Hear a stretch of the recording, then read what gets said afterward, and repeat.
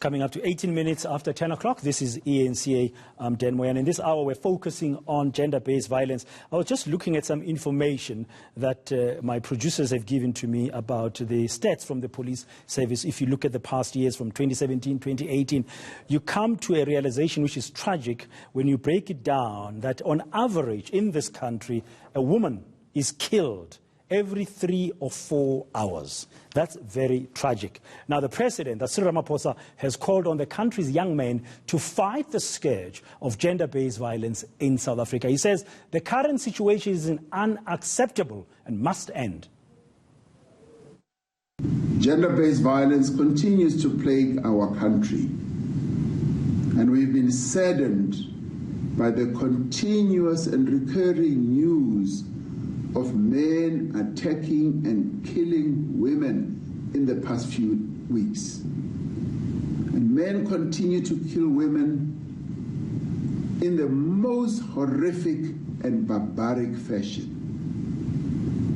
The women of our country feel unsafe in their homes.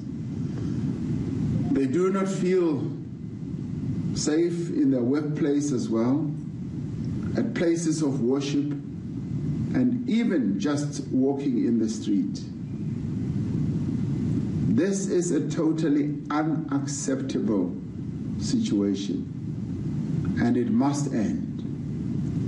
Young people, and in particular young men, must become even more active in the fight against gender-based violence. Young men must become more active in the fight against gender-based violence. I've got with me the Minister of Police, Bheki Cele, on the line this morning. Also, Ella Mangisa from Ilitha Labantu, Cape Town-based NGO, and Bafana Khumalo from Sonke Gender Justice, as we try to make sense to see what can be done to cure ourselves from this painful and visible epidemic of gender-based violence in our country. Ella, let me bring you in here. We heard Bafana Khumalo a short while ago and the Police Minister, Bheki Cele, saying it starts in the home, basically. And one of the latest incidents of femicide that took place in Dobsonville in Soweto, the partner was known to the family for several years and had threatened to kill her. What is the role of the community? What are the communities that we are dealing with telling you? What can they do? Firstly, I'd also like to say that today we are also bearing Usbongiseni Kabada from Khayelitsha, whom the suspect is also somebody who's known. I think one of the biggest issues in our communities is that we are living in a very, very violent society, to an extent that we have normalized the abnormal. We have normalized violence, and for children to actually witness violence as normal. So within our own spaces, what we are doing as an organization is to try and cleanse that abnormality from our children's heads, to say that this is not normal behavior. You cannot use violence as a tool of subjugating women, as a tool of subjugating any other person. We provide educational talks in institutions whereby we find children from an early age to ensure that we educate our children on various behaviors that do not allow them to use violence as a way to communicate. So our communities have normalized violence. It is seen as a normal behavior. You know, you're just reminding me of something. When I was a teenager growing up in White City, Jabav in Soweto, I think I was about 13 or 14 years old. I mean, guys around me, we used to say at the time that if you wanted a girlfriend to jola nawe, you need to give her a clap. That was this kind of belief, how we were socialized, that you must force her into a relationship. And it pains me to hear that we haven't changed until now. From a Sonke Gender Justice perspective, dealing with boys and young men, Bafana, how do we re-socialize ourselves? How do we unlearn the decades and decades of that kind of mentality? I think as a country, we need to acknowledge that we're a patriarchal society and agree that that is part of the problem, because these values we are talking about are embedded in that understanding, where the world is seen through the eyes of men. Everything else is to the service of men. unless we change that narrative, we are not going to be able to deal with these issues. And sadly, of course, in socialization, it's not just how men bring up their boys. We have incorporated and co-opted women to also send these messages, sublime messages, which are very dangerous. You know, young boys are not encouraged to cry. Young boys are told you must be strong, you must withstand pain. All of these things contribute to this kind of mentality that we are seeing now, where men think, you know, women are just there for social gratification and to the service of men, which is why the element of prevention for me is key for us, because we need to take a step back and say, where are we going wrong? And it is the fundamentals that we have to address. And until we get to that moment, we are not going to really be able to move forward. My colleague, whom you know, Dan Moyane, wrote a very interesting article, and he argues that we need our own George Floyd moment in South Africa. I would disagree with him. I think we've had lots of George Floyd moments in South Africa insofar as violence against women is concerned. Is he perhaps not mentioning George Floyd in the sense that look at the outrage that has happened in America in reaction to George Floyd's killing by police in Minneapolis? Here, you've just mentioned Karabo Mokwena's name. I have a list of 403 names here with me. And it's a list that's been provided to our production team while we're preparing for this. It's called the List of Fallen Angels. And their name is alphabetical from A. You know, they've got, let's do it for Agnes Msiza. Let's do it for Agnes Ndlovu Dlamini. Let's do it for Alexa Viljoen. The list just goes on and on to 403 to the latest names. And you can keep on adding from those 403 names that you can see some of them scrolling now on the screen. And they are in alphabetic order. And this campaign for Fallen Angels is like, we're not as outraged as Americans did when George Floyd was killed. We saw the anti-GBV marches last year. The government said there's going to be an emergency plan. The Police Minister Bheki Cele said there's all kinds of action that are being taken. But societally, we tolerate it. That's my issue. That, in my view, we have had our George Floyd moment. It's just that we choose what are the things that make us angry as a society. You know, if somebody utters a racist word, we are all up in flames. We are angry. But why is it that when it is women, we simply tolerate it and normalize it? And that's my issue. And it's because in our patriarchal system, death of women mean nothing, because women are not supposed to be seen as full human beings, as it were, which is why it's okay for a man to stab a pregnant woman 8 times and not only end there and hang them. You know, in any normal society, this will be a state of emergency. Yeah, so we have. If we really take the value of women's lives seriously, we should be saying, let's stop. We need urgent action. Yeah, and we need it now. Ella, you want to say something? Can I kindly quickly interject?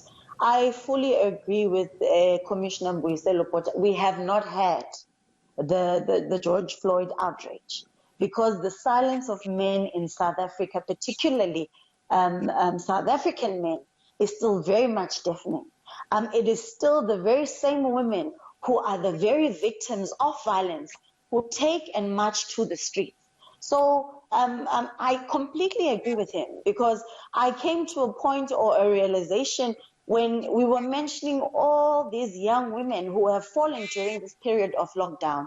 And all of a sudden we have the American outrage, and it's the very same South Africans who are not also supporting South African women during this period. So for me, I am totally 100% in agreement with Commissioner Bheki Cele until we have South African men join South African women to say we are in this together. Right now, it is the very same women who are on the streets to say we are demanding justice for women who are prey to men. So we haven't had that George Floyd moment in South Africa until South African men come to a realization that we too are human. Ella Mangisa, thank you for that interjection. A very powerful statement indeed. From the police side, I mean, there seems to be very deep-seated cultural issues, patriarchal society, and men should be leading from the front. That's the message I'm getting. But the police are doing their part. Minister, just this morning we know a 31-year-old man who has been arrested in connection with the murder of Tsegofatso Pule just the other day, and we know of other arrests that the police have been making. And you did say, Minister, earlier that you find yourselves, you have to react to GBV cases. You want the communities to play a part. Should we have tougher laws? I mean, there are also calls now growing from women activists, for example, gender activists, for the death sentence to come back, and which is a constitutional issue. Well, then I hear you, but I would like to concentrate on the law as laws as they are. Indeed, these perhaps that Khumalo speaks about, remember, all South African police members are South Africans, so they'll also suffer in that kind of mentality. I now and again speak to the police to say to them, especially male police, when the women come to the police station to report, it is not their duty to tell them to go back and negotiate with the perpetrator. Theirs is to arrest the perpetrator, because that woman, as she comes to report, it won't come for the second or third time because we'll be dead. But not only that, as they go, we open cases, sometimes use a lot of resources, then like we've used a lot of resources to arrest even this young man that is appearing today. And we arrest you on Friday, come Monday, they come to withdraw the cases. And most of the time, as these cases are withdrawn, are not just these women that are victims, are families that are putting pressure on the women to say, that will bring shame. This is your uncle, this is your cousin, this is a boy we know, please withdraw this case. We are making a call that families must give support to victims. They should not put pressures on the victims, which makes the follow-up a mockery when we withdraw these cases and they don't get support and all that. But having said that, I hope I won't be hanged for this statement I'm going to make then. I did make this statement at the funeral of Uyinene from UCT to say you are carrying about 400 names in your hands, as you say. In front of me, then, there are about 9 names that they died on the same time, except Kabada, who died about 3 weeks.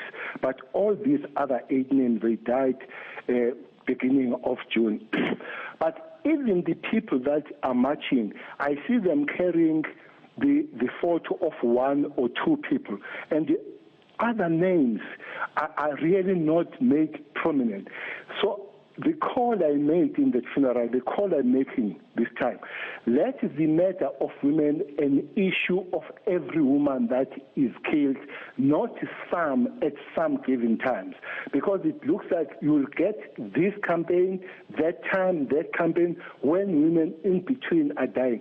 So the call should be say all women must be treated as equal. That's not what is happening. I'm not going to mention names, but the photos that are carried are not of all these 8 names that have been killed in the same time then. So it's important that let's make this a campaign of saving women, not some, even from the activists and activists themselves. Okay, Police Minister Bheki Cele. Continuing with us as well is Bafana Khumalo from Sonke Gender Justice and Ilitha Labantu's Ella Mangisa. Stay with us here on eNCA.